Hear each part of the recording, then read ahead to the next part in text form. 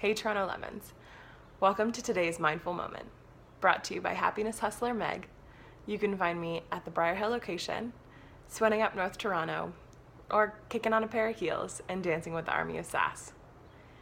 So we're now on to our second week of gratitude. Dominique set us up really nicely, introducing what happens to our brains when we're practicing gratitude. And I'll remind you that it is just that, a practice. I wish I could say that it's something that always comes naturally, but I know it's harder to find in some moments than others. But we'll come back to that. I wanted to start off with a quote that I stumbled upon by Dr. Robert Emmons, where he describes gratitude in two parts. Part 1, it's an affirmation of goodness. We affirm that there are good things in the world, gifts and benefits that we've received. Part 2, we recognize that the sources of this goodness is outside of ourselves.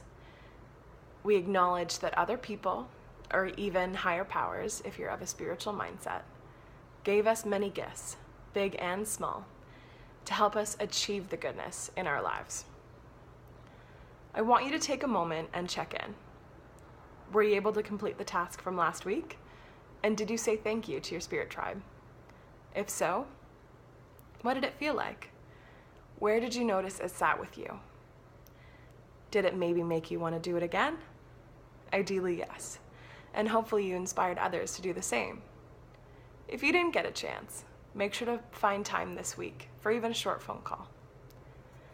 And as I mentioned, gratitude being a practice, it is something that can actually help your outlook. And Melania Simon Thomas, who is the science director at Berkeley's Greater Good Science Center, notes that a regular gratitude practice is associated with reduced inflammatory markers, lower blood pressure, and improved sleep duration and quality, which is not just great for your health, but also through recovery and performance, and whether that be in your training or day-to-day on the floor.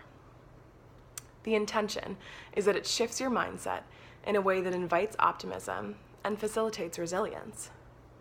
A handful of studies have shown that it's not just happy, healthy people that tend to be more thankful, but rather being thankful is what makes those people happy and healthy.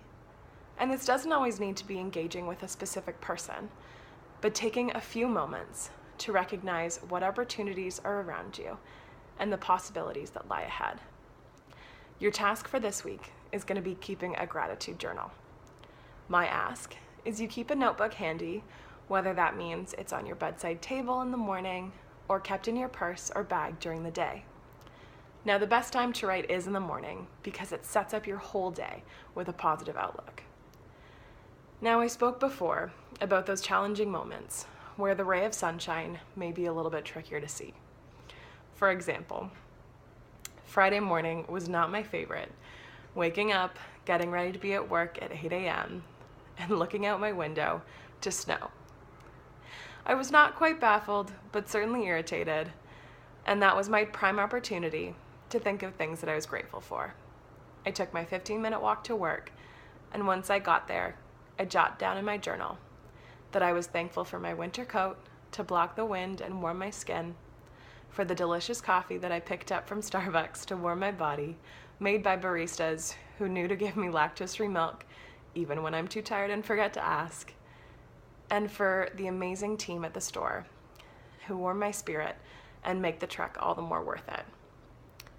So maybe you got up on the wrong side of the bed.